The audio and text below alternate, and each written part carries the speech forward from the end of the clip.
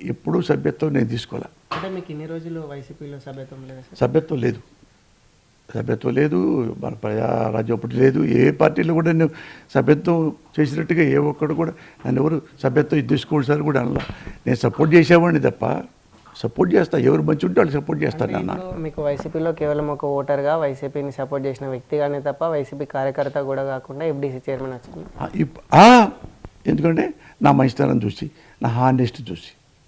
ఎందుకు హానెస్ట్ చూసి? ఇప్పుడు చాలామంది కూడా ఉండారండి, చాలామంది కూడా ఏ పార్టీలో ఉండరు.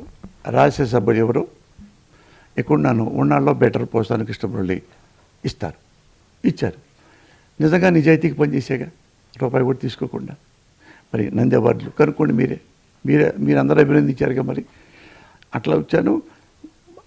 మళ్ళీ మా ఇంటి ప్రాబ్లం వచ్చిన తర్వాత వాళ్ళకే నమస్కారాలు చెప్పి క్షమించమని చెప్పి, నా కుటుంబం గురించే ఇక నేను చూసుకోవాలి, లేదా నా కుటుంబం నాశనం అయిపోయిన తర్వాత రాజకీయాలు ఎలా ఉన్నా నాకు ఒరిగేది ఏమిటి?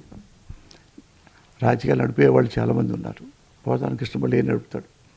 ఉడతా భక్తిగా సేవ చేస్తా అంతే. అదే నా కుటుంబాన్ని చేసుకోవాలనుకుంటున్నా. రాజకీయాలు లాభం చేసాయా నష్టం చేసాయా? నాకేమి నష్టం లేదు, నాకేమి లాభం లేదు. రాజకీయం అంటే నథింగ్ బట్ సర్వీస్. నేను ఆ సర్వీసే చేశాను. ఎవరిని నేను రాజకీయాల్లోకి వస్తే డబ్బులు సంపాదించుకోవచ్చు అనేవాళ్ళు ఉంటారు, సంపాదించుకున్నారు. రాజకీయాలకు వస్తే సర్వీస్ చేయాలి అనే దాంతోనే నేను సర్వీస్ చేశాను.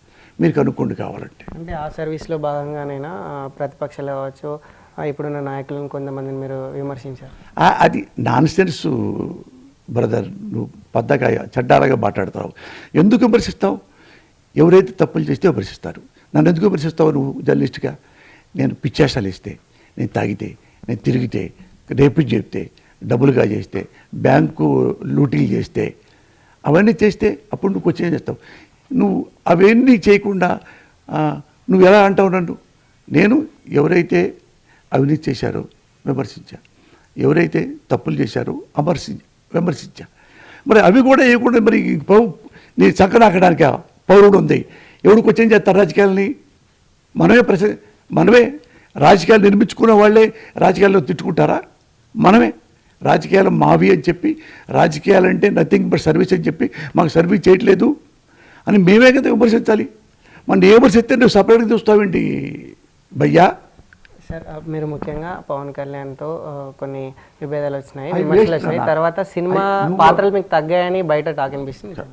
ఏమయ్యా, నేను అతను సినిమా ఆర్టిస్ట్ కాకముందే నేను విఐపిని.